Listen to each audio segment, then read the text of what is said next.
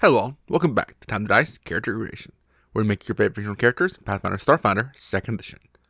Man, it feels like it's been forever since our last good old-fashioned character build. We've been testing out a lot of new stuff on the channel, but if you're just here for the character builds, don't worry, we've still got you covered. This week, we're tackling everyone's favorite non-superpowered superhero clad in a suit of armor, Robertson III. Robert's father and grandfather both served as the legendary hero Mech Man, and Robert was more than ready to take on that mantle when his time came. Unfortunately, his attempt to avenge his father's death ended with the Mech Man suit destroyed and Robert forced into retirement. These days, Robert works as a dispatcher at the Superhero Dispatch Network, a job that not only gives him the resources to rebuild his suit, but also lets him keep helping the city while he's grounded. So beware of spoilers, and without further ado, let's get started. So what do we need to make Robertson? Well, first, we need to be able to do our day job, putting our superhero experience to good work, and empowering the heroes in our party to make the most out of their abilities and synergies. Next, we need to be able to get in this fight ourselves. Robert can hold his own in a fistfight, but why bother with that when you can get a super suit filled to the brim with high-tech weaponry? And finally, let's make sure we get a little bit of white hat hacking so that we can support our party members when our combat skills come up a little short. Robertson is a human, so we're going to play a human, giving us 8 starting hit points, a medium size, 25-foot movement speed, and an attribute boost to intelligence and charisma.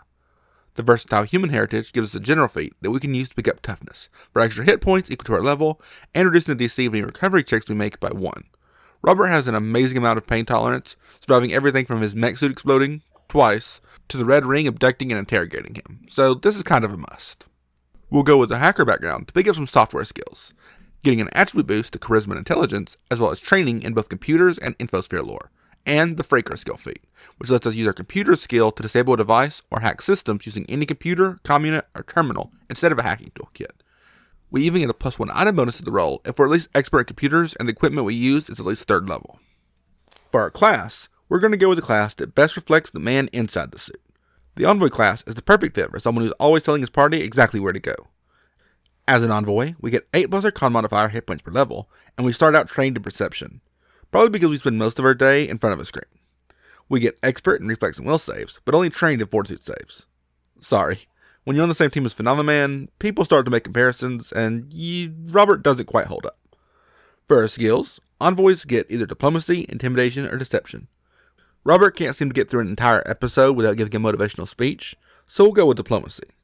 We also get piloting for driving a mech suit, athletics and acrobatics for our out-of-suit combat scenes, crafting, because while we didn't build the Mech Man suit, we did keep it operational for a while, despite our rapidly diminishing resources, medicine for some good old-fashioned first aid, performance for appealing to crowds, society for running Google searches on the bad guys, stealth for sneaking into movie theaters with Invisigal, survival for housewarming parties / tracking down MacGuffins, and thievery for the sleight of hand required to switch those MacGuffins with effective prototypes.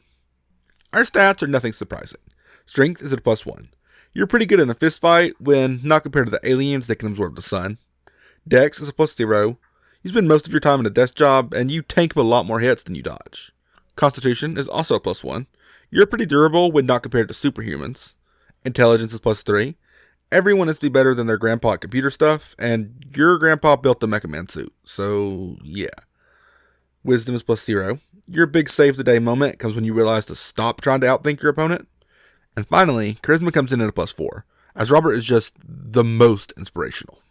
Before we dive into the meat of this build, let me take a moment to remind you that if you like this video and want to see more, make sure to let us and YouTube know by hitting that like button, subscribing to the channel, and leaving a comment telling us exactly what you want to see next. At level 1, Envoys immediately must choose a leadership style, and for Mech Man, there's really only one choice: Infosphere Director.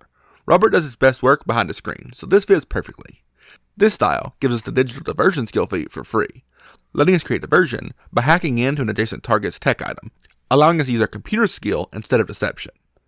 Envoys also get directives, which we can use to grant our allies orders that give them bonuses, or spend 2 actions to lead by example, giving the team extra benefits and actually letting us get in on the action. All Envoys get Get 'em, giving our allies a +1 status bonus to attack rolls against a target that we designate within 60 feet. And if we lead by example, we can make a strike against that target as part of this action, and add our charisma modifier to damage. Plus, both we and our allies get additional increase to damage rolls against that target, starting at +1 and improving as we level. An Infosphere Director also gives us access to the Digital Assessment Directive, letting us recall knowledge on a creature within 100 feet, and on its success, we automatically learn one creature's resistances or immunities on top of the normal information. If you lead by example, when you use this directive, we immediately get a strike, and both we and our allies gain a +1 circumstance bonus to AC against that target creature until the start of our next turn. And if that target has the tech trait, it must succeed at a Fortitude save against our class DC or become glitching 1. For our Ancestry feat, we're going to use General Training to pick up the Die Hard feat, raising our maximum dying value to dying 5 rather than dying 4. Finally, the level 1 class feat Watch Out gives us a reaction that we can use whenever we see an enemy attack an ally within 60 feet. We can give that enemy a +2 circumstance bonus to AC against that attack. A dispatcher's job is to warn the heroes when trouble is coming, and Robert absolutely fills that role exceptionally. Alright, all of that's well and good, but it's not most people's power fantasy to sit behind a screen while the rest of the party gets to do all the work. So level 2, we'll get Robert back into the field with the Mecha Man suit by taking Summoner Dedication. So why Summoner instead of Inventor or Mechanic? Well, Robert didn't invent his suit and isn't particularly good at fixing it, so Inventor's out. And Mechanic doesn't have a multi-class archetype yet because it's still in playtesting, so that's off the table. Also, Summoner lets us key everything we want off of Charisma, which is already our highest score, so that's a bit of metagame bonus for us. For our Eidolon, we're obviously going with the Warrior Construct. No explanation needed there. We'll also pick up the Fishing Expertise skill feat, letting us use computers instead of society when forging documents or credentials to access places we normally couldn't. Very on brand for Robert. At level 3, Improvised Repair helps us keep the mecha suit running longer than it has any right to. We can spend 3 actions to turn any broken item into a shoddy one, without actually repairing it.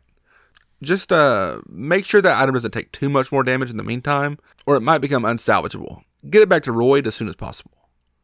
Envoys also get a pair of class features at this level. Adaptive Talent lets us learn a skill feat we wouldn't normally have once per day, and Wise the Game gives us a +1 status bonus to our Perception DC against feints, lies, and attempts to create diversions, or anything else that tries to misdirect us, and a +1 status bonus to our Will DC against emotion effects.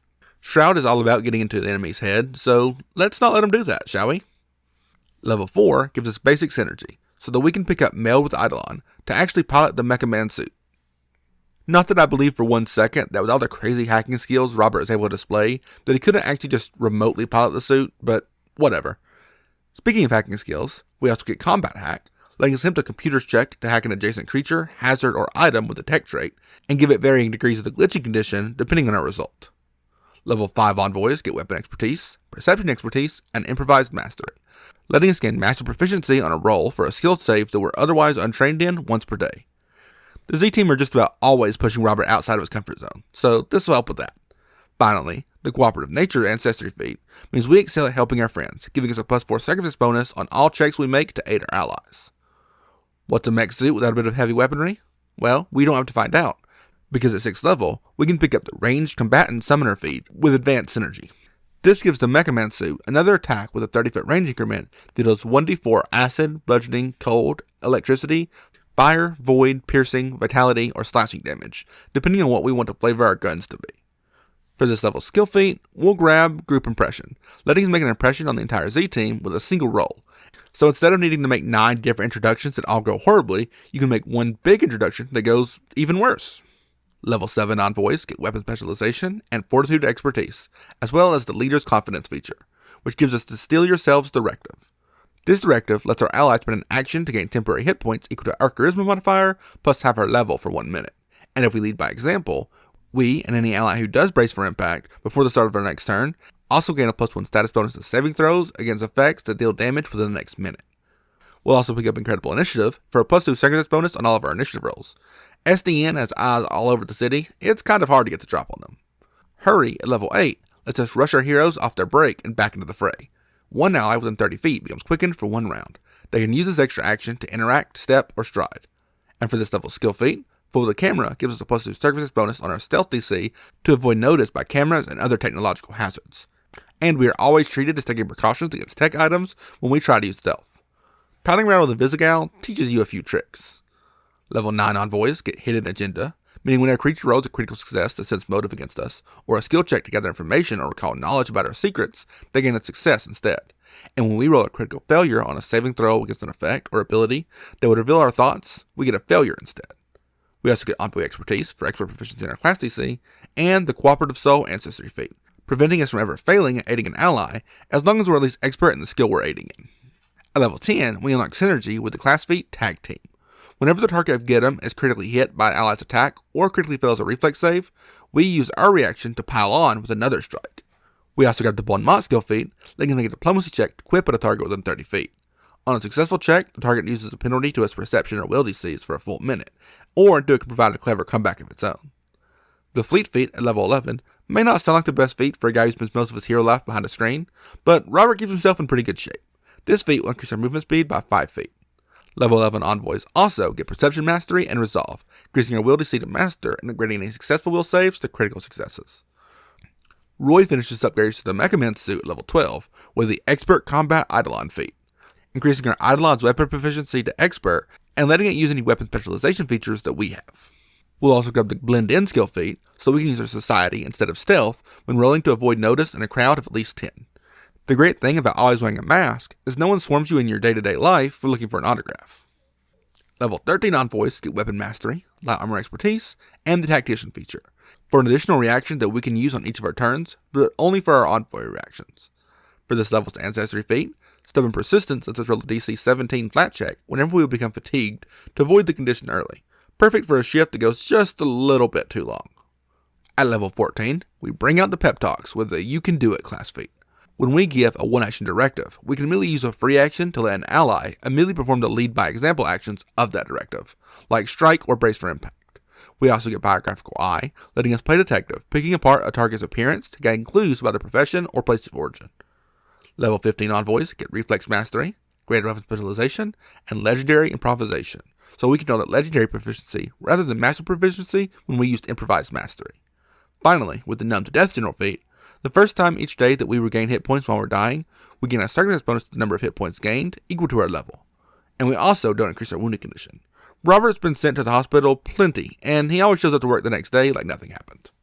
At level 16, we'll get the Hulking Size Summoner feat, turning our Mecha Man suit large. I don't have a good narrative reason to justify why it wasn't large before, but at least you can make it a bit more accurate in the final couple levels.